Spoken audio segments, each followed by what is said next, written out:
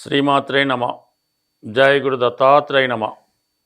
ఈ వీడియోలో మనం శ్రీ పరాభవనామ సంవత్సర ఉగాది ఫలితాలు మేషరాశి వారికి ఏ విధంగా ఉంటాయి అన్న విషయాన్ని ఈ వీడియోలో మనం పరిశీలిద్దాం.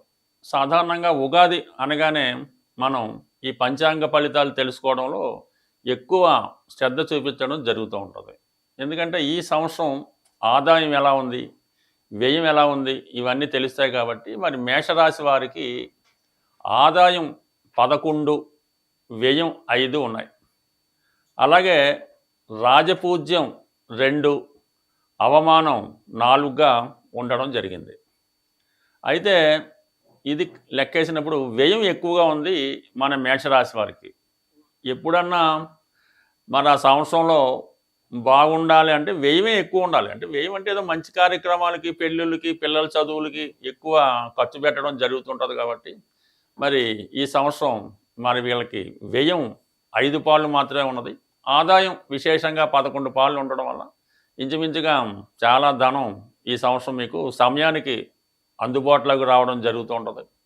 అలాగే కొంతవరకు అవసరమైన వాటికి, ఇంపార్టెంట్ వాటికి ఖర్చు పెట్టి కొంత ధనాన్ని నిల్వ చేయడం కూడా జరుగుతూ ఉంటుంది. ఇక రాజపూజ్యం 2 అంటే గౌరవం 2 పాయింట్లు ఉంటే అవమానం 4 పాయింట్లు ఆటోమేటిక్గా మేషరాశి వారికి ఇది ఇంచుమించుగా సమానంగా ఉందనుకోవచ్చు. అయితే ప్రధానంగా మనకి ఈ 4 గ్రహాలని తీసుకొని మనం ఈ సంవత్సర ఫలితాలు చెప్పడం జరుగుతూ ఉంటుంది.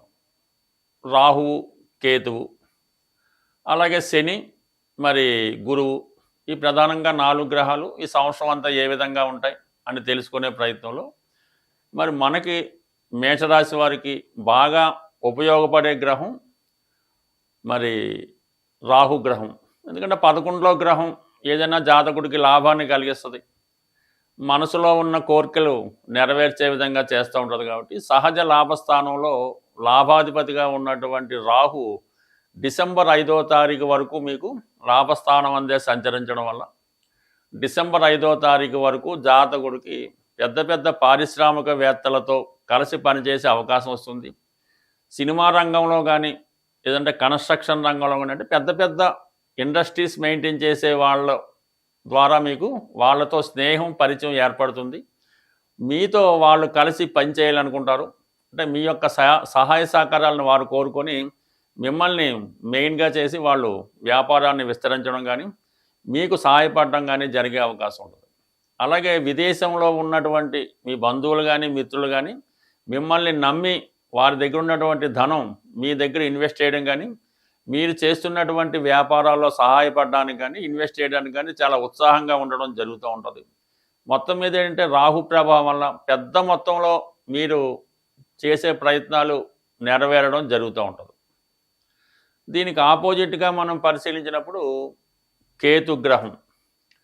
కేతు 5వ స్థానంలో ఉండడం, కొంతవరకు 5వ స్థానం అన్నది మన యొక్క విద్వత్తు, టాలెంటు, అలాగే సంతాన సంబంధించిన విషయాలు, ప్రేమ వ్యవహారాలు ఇవన్నీ కూడా చెప్తూ ఉంటాయి. 5వ స్థానంలో ఉన్నటువంటి కేతువు మీకు ఆధ్యాత్మిక రంగంలో ఆధ్యాత్మిక విషయాలు, నిగూఢంగా ఉన్నటువంటి రహస్యాలు తెలుసుకోవాలనే ఆలోచన వస్తుంది. అలాగే ఈ సమయంలో మీరు దైవభక్తి ఎక్కువగా పెరుగుతూ ఉంటుంది. అంటే పంచమంలో కేతు ఉండడం వల్ల మీరు విఘ్నేశ్వరుణ్ణి, విష్ణుమూర్తి సంబంధించిన దేవాలయాలు ఎక్కువగా సందర్శించడం, అదే పెద్ద పెద్ద గురువులను కానీ, మతాధిపతులు కానీ కలుసుకొని వాళ్ళని ప్రోత్సహించడం కూడా జరుగుతూ ఉంటుంది.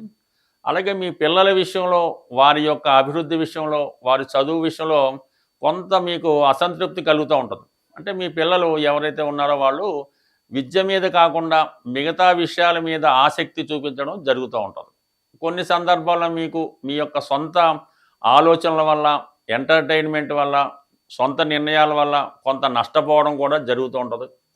అందువలన ఎప్పుడు ఈ రాశివారు, మేషరాశివారు ఈ సంవత్సరం డిసెంబర్ 5వ తారీఖు వరకు మరి ఎక్కువ ఆదాయం ఉంది కాబట్టి వాళ్ళు ఏం చేయాలంటే స్పెక్యులేషను, షేర్ మార్కెట్టు, ఈ జోదం అటువంటి వాటి జోలికి ఎప్పుడు పైసలు కూడా వెళ్ళవద్దు.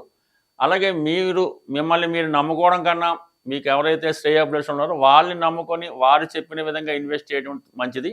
ఎంతసేపు మీరు అనుకున్నదే కరెక్ట్ అనుకుంటే మాత్రం చాలా వరకు ఆర్థిక పరంగా నష్టపోవడం జరుగుతుంది. ప్రేమ వ్యవహారాల్లో కొంత డిసప్పాయింట్మెంట్ అన్నది తప్పకపోవచ్చు. కాబట్టి సాధ్యమైనంత వరకు ఈ లవ్ అఫేర్స్కి దూరంగా ఉండడం మంచిది. ఎవరైతే ప్రేమ విషయాల్లో ఉన్నారో వాళ్ళు కొంత నిరాశ కలిగే అవకాశం ఉన్నది. అయితే డిసెంబర్ 5 తర్వాత మీకు రాహువు దశమ స్థానంలోకి రావడం జరుగుతుంది. కేతువు చతుర్థ స్థానంలోకి రావడం జరుగుతుంది. అంటే డిసెంబర్ 5 తర్వాత వృత్తి సంబంధించిన వ్యవహారాల్లో కొన్ని మార్పులు రావడం జరుగుతుంటుంది. ఏదైనా ప్లేస్ చేంజ్ లాంటిది రావడం జరుగుతూ ఉంటుంది. అలాగే విద్యార్థులు ఈ డిసెంబర్ 5 తర్వాత ఏదైనా హాస్టల్లో ఉండి చదువుకోవడం కానీ, ఈ విధంగా కొద్ది కుటుంబానికి దూరంగా ఉండి చదువుకునే అవకాశం ఉంటుంది. ఇక ఈ సంవత్సరం అంతా కూడా మీకు 12వ స్థానం అందే శని భగవానుడు ఉంటాడు. ఒక విధంగా ఇది ఏలినాడు శని అవడం వల్ల, దశమాధిపతి వ్యయ స్థానం అవడం వల్ల వృత్తిరీత్యా ఎక్కువ శ్రమ పడవలసి ఉంటుంది. ఏదో ఒక వ్యాపారం చేద్దామనో, లేదంటే ఏదైనా ఇన్వెస్ట్ చేద్దామనే ఆలోచన వస్తూ ఉంటుంది. ఈ సమయంలో మీరు పెట్టినటువంటి ఇన్వెస్ట్మెంటు, పెట్టుబడి ఎట్టి పరిస్థితుల్లో కూడా తొందరగా తిరిగి రాదు. చాలా లాంగ్ టర్మ్ ఇన్వెస్ట్మెంట్ చేసుకుంటేనే మంచిది తప్ప, అప్పటికప్పుడు లాభాన్ని ఆశించినటువంటి ఏదో షేర్ మార్కెట్ ఎవరికన్నా అప్పు ఇవ్వడమో ఇలాంటివి చేయడం వల్ల అది నష్టపోయే అవకాశం ఉంటుంది. కాబట్టి సాధ్యమైనంత వరకు ఈ మేషరాశి వారు ఈ సంవత్సరంలో గృహ నిర్మాణం చేపట్టడం వల్ల సొంత గృహం ఏర్పడే అవకాశం ఉంటుంది. ఇక ప్రధానంగా గురువు తృతీయ స్థానంలో సంచరిస్తూ జూన్ 1వ తారీఖు వరకు తృతీయ స్థానంలో ఉండి, జూన్ 1 నుంచి అక్టోబర్ 31 మధ్యన చతుర్థ స్థాన సంచారం జరుగుతుంది. అంటే భాగ్యాధిపతిగా చతుర్థ స్థాన సంచారం వల్ల విదేశ ప్రయత్నాలు, విదేశ పర్యటనలు కలిసి రావడం జరుగుతూ ఉంటుంది. అలాగే ఆ సమయంలో మీరు సొంత గృహ నిర్మాణం చేసుకునే ప్రయత్నాలు నెరవేరుతాయి. లేదంటే మీకు మీ పెద్దవారి ద్వారా స్థిరాస్తి పంపకం ద్వారా మీకు స్థిరాస్తి లభించే అవకాశం ఉంది. విద్యార్థులు చాలా ప్రావీణ్యాన్ని కూడా చూపించడం జరుగుతూ ఉంటుంది. అంటే మొత్తం మీద మేషరాశి వారికి గురువు యొక్క అనుకూల స్థితి జూన్ 1వ తారీఖు నుంచి అక్టోబర్ 31 మధ్యలో అత్యంత బలంగా ఉంటుంది. అక్టోబర్ 31 మళ్ళా గురువు సింహరాశిలో పంచమ స్థానంలో ప్రవేశించి జనవరి 24 వరకు అక్కడ ఉండడం వల్ల 5వ స్థానంలో గురు ప్రవేశం సంతానం కోసం ఎవరైతే ఎదురు చూస్తున్నారో వాళ్ళకి సంతాన భాగ్యం కలిగే అవకాశం ఉంది. అలాగే మీ సంతానం యొక్క అభివృద్ధి మీకు చాలా వరకు సంతోషాన్ని కలిగించే అవకాశం ఉంటుంది. అంటే ఓవరాల్గా ఈ మేషరాశి వారికి ఇంచుమించుగా ప్రధాన గ్రహాలు అనుకూలంగా ఉండడం జరిగింది. శని 12లో ఉండడం కూడా కొంతవరకు మంచిదే. ఎందుకంటే ఏదైనా ఇన్వెస్ట్మెంట్ చేయడం కానీ, ఓ పెద్ద బడ్డెన్ లాంటివి అంటే వివాహం చేయడం, పెళ్ళిళ్ళు చేయడం, పిల్లల్ని విదేశాలకు పంపడం, ఇటువంటి కార్యక్రమాలు కూడా చేస్తూ ఉంటారు. మొత్తం మీద సింహరాశి వారికి 4 ప్రధాన గ్రహాలు అనుకూలంగా ఉండడం జరిగింది. ఈ పరాభవ నామ సంవత్సర ఉగాది అలాగే వివిధ రాశుల వారికి అన్ని విధాల క్షేమంగా, ధైర్యంగా, ఆర్థికంగా నిలబెట్టుకోవాలంటే ఈ సంవత్సరం అంతా మీరు మరి ఈ సంవత్సరం గురువు గ్రహరాజుగా, అంటే పరాభవ నామ సంవత్సరానికి రాజు గురువు, మంత్రి కుజుడు అవడం జరిగింది. అందువల్ల మీరు గురుగ్రహం అంటే బృహస్పతి గురువు, మీకు విద్య నేర్పిన గురువు, ఏ గురువునైనా సరే మీరు ఆరాధించి పూజించడం వల్ల, ప్రముఖంగా దత్తాత్రేయుడు, దక్షిణామూర్తి, రాఘవేంద్ర స్వామి, అలాగే మన షిరిడి సాయిబాబా వారు, మరి ప్రస్తుతం పుట్టపర్తి సత్యసాయిబాబా గారు, ఎవరైనా సరే మీకు నచ్చిన గురువు, మీ ప్రాంతంలో ఉన్నటువంటి గురువుని ఆశ్రయించి ఆ గురువు యొక్క బోధనలు, ఆయన చెప్పిన మంచిని ఫాలో అవ్వడం వల్ల కంప్లీట్గా మీకు ఆ గురుగ్రహ అనుగ్రహం మీకు ఈ సంవత్సరం ఎక్కువగా లభించడం జరుగుతూ ఉంటుంది. అంటే గురువు మనకి ఈ నవగ్రహాల్లో ఈ జన్మజాతక రీత్యా, గోచార రీత్యా గురువు తన యొక్క స్థానంతో సంబంధం లేకుండా ధన ఇవ్వగలడు. ధనకారకుడుగా 5వ స్థానానికి అధిపతి అవుతూ ఉంటాడు. అంటే సంతానాన్ని ఇవ్వగలడు. మీరు గత జన్మలో చేసుకున్నటువంటి పూర్వ పుణ్యాన్ని ఈ సంవత్సరం ఇచ్చే అవకాశం ఉంది. అంటే మంచి సంతానాన్ని ఇవ్వగలడు. సంతానానికి విద్యా బుద్ధులు ప్రసాదించగలడు.